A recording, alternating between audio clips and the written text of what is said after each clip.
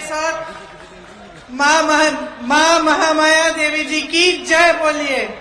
माँ महामाया देवी जी की जय। अरपा मैया की, छत्तीसगढ़ महतारी की, वीरांगना विलासा देवी केवट जी की धरती है। गुरु घासीदास जी और मक्खनलाल चतुर्वेदी जी को भी इस धरती पर आकर मैं प्रणाम करती हूँ। अपना भाषण शुरू करने से पहले बघेल जी ने मुझे कहा है कि कुछ घोषणाएं हैं, नई घोषणाएं हैं, उनके बारे में मैं आपको बता देती हूँ। छत्तीसगढ़ की माताओं बहनों के लिए महतारी न्याय योजना लागू कर रहे हैं। इसमें प्रति सिलेंडर के रिफिल करने के लिए, मतलब जब आप फिर से भरने के लिए ले जाएंगे सिलेंडर को, तो आपको 500 रुपए की सब्सिडी मिलेगी। घर की महिला के बैंक के खाते में सरकार द्वारा सीधे डाले जाएंगे ये पैसे। कांग्रेस सरकार बनते ही प्रदेश के तकरीबन 50,63,000 उपभोक्ताओं में से 42 लाख उपभोक्ताओं को जिनकी मासिक खपत 200 यूनिट बिजली से कम है, उनका बिजली बिल पूरा माफ होगा। बाकी 7,63,000 उपभोक्ताओं को 200 यूनिट तक बिजली मुफ्त मिलेगी। महिलाओं द्वारा संचालित स्वयं सहायता समूह के कर्ज को माफ किया जाएगा और महिलाओं द्वारा सक्षम योजना अंतर्गत लिए गए ऋण को भी माफ किया जाएगा। 700 नए ग्रामीण औद्योगिक पार्क बनाए जाएंगे। आज तक 300 हैं, 700 नए बनाए जाएंगे ताकि इनकी कुल संख्या 1000 हो जाएगी। राज्य के सभी 6000 सरकारी हायर सेकेंडरी और हाई स्कूल को स्वामी आत्मानंद इंग्लिश और हिंदी मीडियम स्कूलों में अपग्रेड किया जाएगा। सड़क दुर्घटना और अन्य आकस्मिक दुर्घटनाओं में छत्तीसगढ़ निवासियों को निःशुल्क स्वास्थ्य सुविधा मिलेगी। परिवहन व्यवसाय से जुड़े 6000 से अधिक वाहन मालिकों के 2018 तक से 726 करोड़ राशि के बकाया मोटरयान टैक्स ब्याज के कर्ज की माफी हो जाएगी। सरकार बनते ही किसानों से तिवरा को भी एमएसपी में खरीदा जाएगा। तो ये कुछ नई घोषणाएं हैं, आशा है आपने ध्यान से सुनी। देखिए, आपको पता होगा कि महात्मा गांधी जी आजादी की लड़ाई के समय बिलासपुर आए थे। ये लड़ाई सिर्फ महात्मा गांधी जी जैसे महापुरुष और छत्तीसगढ़ के बहुत महापुरुषों ने नहीं लड़ी, इनके साथ पूरी जनता ने ये लड़ाई लड़ी। और खास तौर से मेरी बहनें बैठी हैं, बहुत सारी बहनें भी इस लड़ाई में शामिल थी। और उन्होंने खास तौर से जब 1942 में जो क्विट इंडिया मूवमेंट था, जिस समय सब जितने भी पुरुष थे उनको जेल में डाल दिया गया था, उस समय देश की महिलाएं आगे आईं और ये परचम उठाया उन्होंने कि अंग्रेज जाएंगे इस देश को छोड़कर और हम आजादी पाएंगे। यहाँ छत्तीसगढ़ में जब महात्मा गांधी जी आए थे तो मैंने सुना है कि जहां से उन्होंने भाषण दिया, जहां वो बैठे थे, वहां से उन्होंने छत्तीसगढ़ की बहनों से कहा कि तुम्हारे पास जो भी है आजादी की लड़ाई के लिए उसे दे दो। अगर थोड़ा बहुत पैसा है, किसी ने जेवर दिए, किसी ने कुछ दिया, जो भी था आजादी की लड़ाई के लिए उन्होंने महात्मा गांधी जी को दिया। महात्मा गांधी जी ने उन्हें प्रेरित किया कि तुम भी लड़ो, तुम भी आगे आओ और इस देश के लिए अपना जीवन देने के लिए तैयार हो जाओ। उनके जाने के बाद मैंने सुना कि जहां वो बैठे थे, जहां से भाषण दिया था, वहां पर कुछ बहनें गई, किसी ने थोड़ी सी धूल उठा ली, किसी ने एक ईंट ले ली और घर में रख ली और उसके प्रति उन ईंटों के प्रति, उस धूल के प्रति उन्होंने उन श्रद्धा अपनी व्यक्त की और घर में रखी। तो ये श्रद्धा क्या है जो नेता और जनता के बीच होती है? हम लोग आते हैं, आप फूलों से हमारा स्वागत करते हैं, अपनी समस्याओं को बताते हैं। ये जो भावना है, ये एक तरफी भावना नहीं है। ये नहीं है कि सिर्फ आपके मन में ये श्रद्धा है, ये हमारे दिलों में भी श्रद्धा होनी चाहिए आपके लिए। मैंने खुद देखा, किसी ने इंदिरा जी की बात की, बघेल जी आपने भी कहा कि कल इंदिरा जी की पुण्यतिथि है। मुझे एक छोटी अपनी बात याद आई।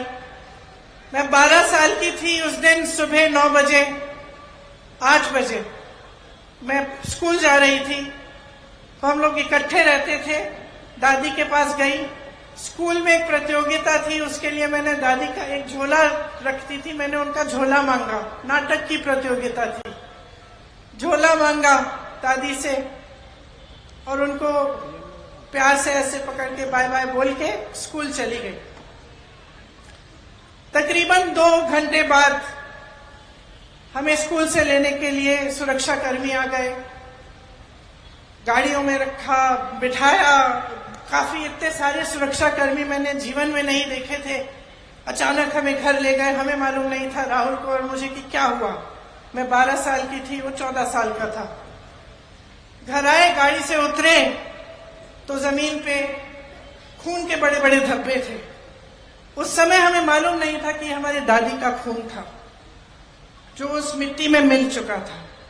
अंदर गए, माता पिता नहीं थे, पिताजी दौरे पे थे, बंगाल गए हुए थे, माताजी दादी को लेकर अस्पताल गई हुई थी।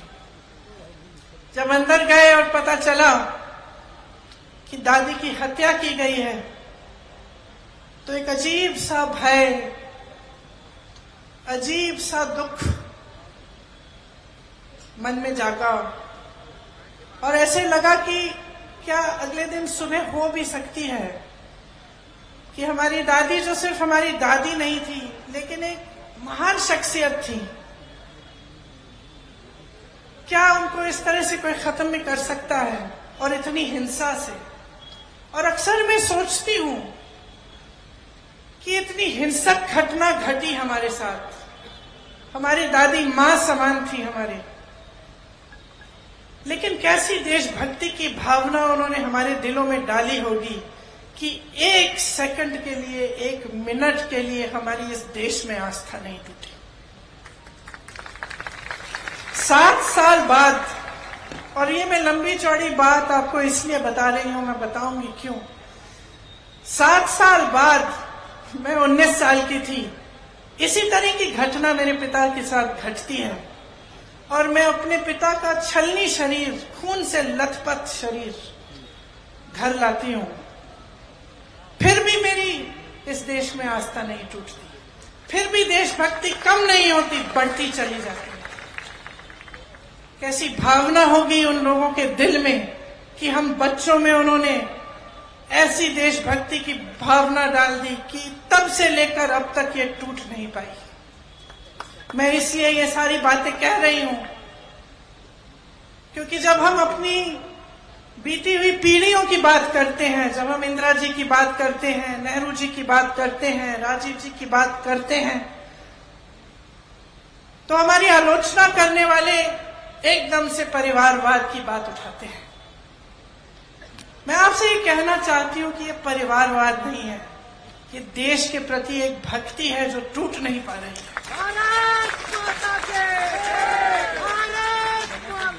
और ये एक श्रद्धा है दिल में आप सबके लिए, आपके लिए जो आप यहाँ बैठे हैं, मेरी बहनों आपके लिए, मेरे भाइयों आपके लिए, जो इस देश का किसान है उसके लिए, जो दिन रात एक करता है उस खेती के में से कुछ बनाने के लिए, उपज करने के लिए, हमें खिलाने के लिए, जो अन्नदाता है इस देश का, उसके लिए आस्था है।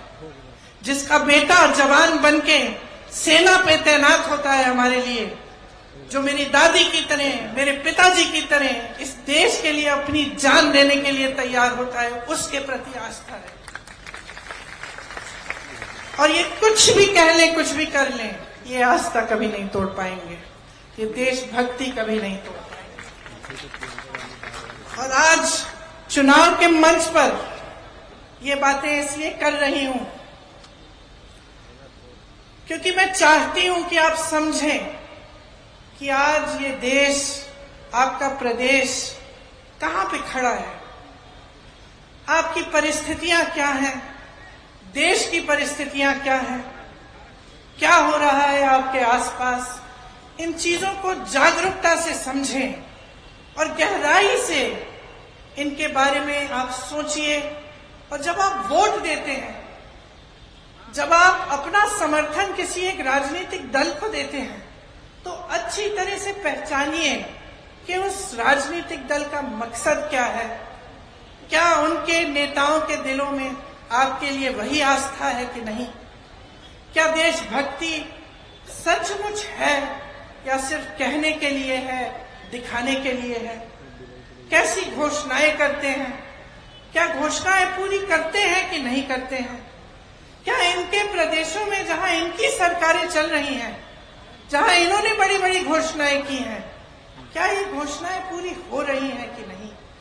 ये सब चीजें मैं चाहती हूं कि आप एकदम जागरूकता से समझें, क्योंकि इससे आपका भविष्य जुड़ा हुआ है, इससे यही देश का भविष्य जुड़ा हुआ है, जिसके प्रति सिर्फ मेरे दिल में नहीं लेकिन आपके दिलों में भी बहुत देशभक्ति है। तो मैं चाहती हूं कि आप समझें, आज छत्तीसगढ़ में जो सरकार है, भूपेश बघेल जी मुख्यमंत्री हैं, उन्होंने किस तरह से आपके प्रदेश को केंद्र की सरकार की कुनीतियों से बचाया है और आपको बचाया है।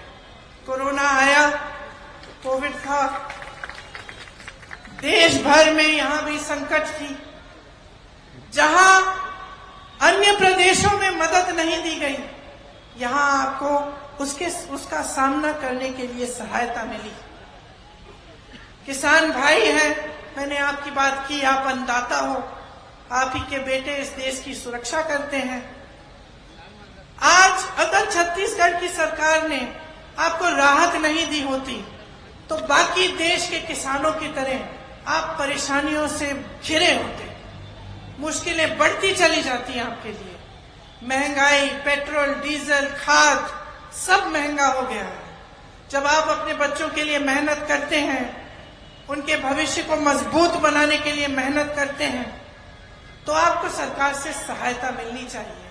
यही उम्मीद रखती है जनता आज सरकारों से कि देखिए, आप ज्यादा नहीं मांगते और मांगना चाहिए। आप तो आज के दिन सिर्फ यही मांग रहे हैं कि हमारे जीवन में बहुत मुश्किलें हैं, हमें संकट है, परेशानियां हैं, इस जीवन को जीने में हमें हमारी सहायता कर दो, यही मांग रहे हैं आप। इससे कुछ ज्यादा नहीं मांग रहे हैं। ये मूल सुविधाएं हैं, पानी, सड़क, बिजली, पाठशाला, ये मूल सुविधाएं हैं, आपके हक हैं ये। फिर भी आप श्रद्धा पूर्वक यही मांगते हैं और कहते हैं चलिए ये दे दीजिए, हमें सुविधा मिल जाएगी, हमारे बच्चों को रोजगार दे दीजिए, हमें अपने पैरों पर खड़े होने के लिए एक मौका दीजिए। ये बड़ी बातें नहीं है, ये सरकारों के कर्तव्य होते हैं कि आपके लिए किया जाए। कोई एहसान नहीं होता आप पर। यहाँ तमाम सरकारी कर्मचारी हैं, पुलिस के भाई बहन हैं। आप क्या मांग रहे हैं? कई सालों से आपकी क्या मांग है कि आपको पुरानी पेंशन मिल जाए। क्यों? कोई बड़ी बात नहीं है ये। आप 20 सालों से काम करते हैं, देश सेवा करते हैं, तो एक उम्मीद रखते हैं ना कि कम से कम जब हम बूढ़े हो जाएंगे तो हमें पेंशन मिलेगा, सुरक्षा मिल जाएगी। आज आपको मालूम नहीं है कि आपके पेंशन के पैसे कहाँ जा रहे हैं। कल को कुछ हो जाए मार्केट में और आपकी सारी कमाई गवा देंगे। तो ये बड़ी मांगे नहीं है, बल्कि मैं कहती हूँ इससे ज्यादा मांगना चाहिए, बहुत ज्यादा मांगना चाहिए। महिलाएं अपना हक मांगती हैं। 33% आपको पंचायतों में आरक्षण मिला, कांग्रेस की सरकार ने दिया। अब आप देखिए कि केंद्र सरकार की क्या ये नियत है कि आपको देंगे आरक्षण। बिल तो पास कर ली, लेकिन आप जब गहराई में जाएंगे तो आप देखेंगे कि ये जो बिल पास किया है ये तो 10 सालों के लिए लागू ही नहीं हो सकती। 10 सालों के लिए आपको आपका हक मिलने नहीं वाला है। लेकिन मीडिया में बड़ी चर्चा हो रही है, पब्लिसिटी बड़ी हो रही है, इवेंटबाजी बड़ी हो रही है। तो इसी तरह से मैं कहना चाहती हूं कि जो घोषणाएं हैं, जो आपके लिए योजनाएं सरकारें लाती हैं, जो नेता आपके मंच पे खड़े होकर आपको बताते हैं, इनकी सच्चाई को परखिए, अपना खुद का अनुभव देखिए। आप लोग के धर्म के आधार पर, जाति के आधार पर आप वोट दे देते हैं, तो आपने नेता को तो बिगाड़ दिया ना। वो तो जानता है उसे कुछ करने की जरूरत नहीं है, आपकी सड़क की मरम्मत नहीं हुई तो क्या हो गया, धर्म की बात कर लेगा, आपका वोट मिल जाएगा। आपको पानी नहीं मिल रहा है, महंगाई से राहत नहीं मिल रही है तो क्या हो गया। उसको ये नहीं लगता कि उसकी जिम्मेदारी है करने की। वो तो सोचता है कि चलो चुनाव आएगा, 2-4 खोखली घोषणाएं कर देंगे, धर्म की बात उठा लेंगे, बड़ी बड़ी बातें करेंगे और वोट मिल जाएगा, हमारी नैया पार, हमारी सरकार बन जाएगी और 5 साल मौज ही मौज।